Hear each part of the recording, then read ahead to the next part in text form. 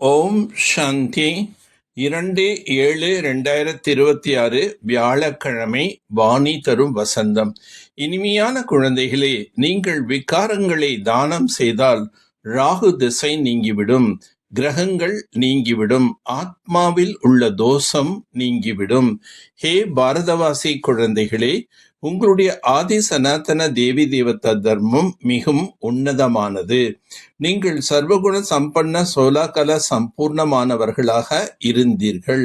நீங்கள் கடலின் குழந்தைகள். காம விகாரத்தில் ஈடுபட்டு கருப்பாக ஆகிவிட்டீர்கள். கிரகணம் ஏற்பட்டு விட்டது. இப்பொழுது நான் மீண்டும் உங்களை வெண்மையாக ஆக்க வந்துள்ளேன். என்னுடைய நினைவு என்பது செய்வதன் மூலமாக உங்களுக்கு குரு தசை என்பது ஏற்படுகின்றது. இந்த சமயத்தில் அனைவருக்கும் ராகு தசை ஏற்பட்டுள்ளது. ஆதலால் தான் இந்த உலகம் இரும்பு யுகம் என்று சொல்லப்படுகின்றது.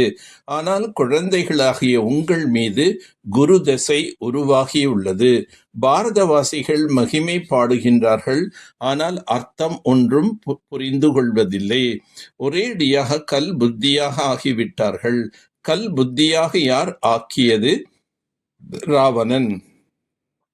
சத்தியுகத்தில் நீங்கள் தங்க புத்தியாக இருந்தீர்கள். பாரதத்தில்தான் பாரஸ் புத்தி தேவதைகள் இருந்தார்கள்.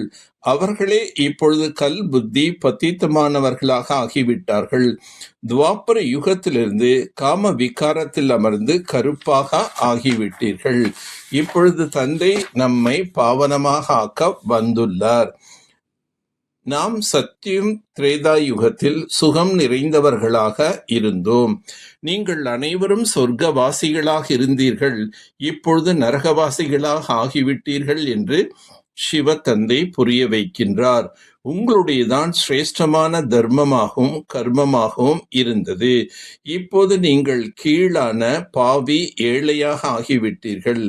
பிராமணர்கள்தான் மீண்டும் தேவதைகள் ஆக வேண்டும். பாபா சூத்திரனிலிருந்து பிராமணனாக மாற்றுகின்றார். இந்த சங்கம யுகத்தில்தான் ஆதி சனாதன தேவி தேவத தர்மம் ஸ்தாபனை ஏற்படுகின்றது. ஆதலால் இது கல்யாணகாரி சங்கம யுகம். விநாசத்திற்கு பிறகு சொர்க்கத்தின் கதவுகள் திறக்கப்படுகின்றது. நீங்கள் இங்கே சொர்க்கவாசியாக ஆகுவதற்காக, அதாவது விஷ்ணுபுரி செல்வதற்காக வந்துள்ளீர்கள். குழந்தைகளான உங்களுக்கு இப்போது அழிவற்ற குரு தசை ஏற்பட்டுள்ளது. 16 கலை தான் சம்பூர்ணம் என்று சொல்லப்படுகின்றது. பின்பு 2 கலைகள் குறைந்து விடுகின்றது. இதனை சுக்கிர தசை என்று சொல்லப்படுகின்றது. சத்தியுகத்தில் குரு தசை, பின்பு திரேதாயுகத்தில் சுக்கிர தசை என்று சொல்லப்படுகின்றது. பின்னர் படிப்படியாக கீழே இறங்கி வந்து விடுகின்றீர்கள். செவ்வாய் கிரகம், சனி திசை, ராகு திசை என்று மாறுகின்றது. பல பிறவிகளாக தலைகீழான தசைகள் வந்து கொண்டேதான் இருக்கின்றது. பாவன உலகத்தில் மிகவும் குறைவான பேர்தான் ராஜ்யம் செய்கிறார்கள். ஒரே ஒரு தர்மம்தான் இருந்தது. இப்பொழுது தானம் செய்யுங்கள், கிரகணம் நீங்கிவிடும். சம்பூர்ண நிர்விகாரி நீங்கள் இங்கே ஆக வேண்டும். இப்பொழுது பாரஸ்நாத் உங்களை பாரஸ் புத்தியாக ஆக்கிக் கொண்டிருக்கின்றார்.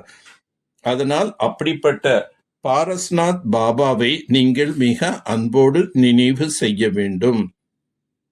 இந்த முள் நிறைந்த காட்டிலிருந்து மலரான தோட்டத்திற்கு செல்வதற்கு விகாரம் என்ற முள்ளை விட வேண்டும். தங்க யுகத்தில் செல்வதற்காக மிகவும் தந்தையை அன்போடு நினைவு செய்ய வேண்டும். இந்த கல்யாணகாரி சங்கம யுகத்தில் சூத்திரனிலிருந்து பிராமணனாக ஆகுவதற்கு முயற்சி செய்ய வேண்டும். சனி திசை நீங்குவதற்காக, கிரகச்சாரம் போகுவதற்காக விகாரங்களை தானம் செய்ய வேண்டும். சங்கம யுகத்தில் ஒவ்வொரு செயலையும் ஒரு கலையுடன் செய்யக்கூடிய 16 கலைகள் நிறைந்தவர் ஆகுக.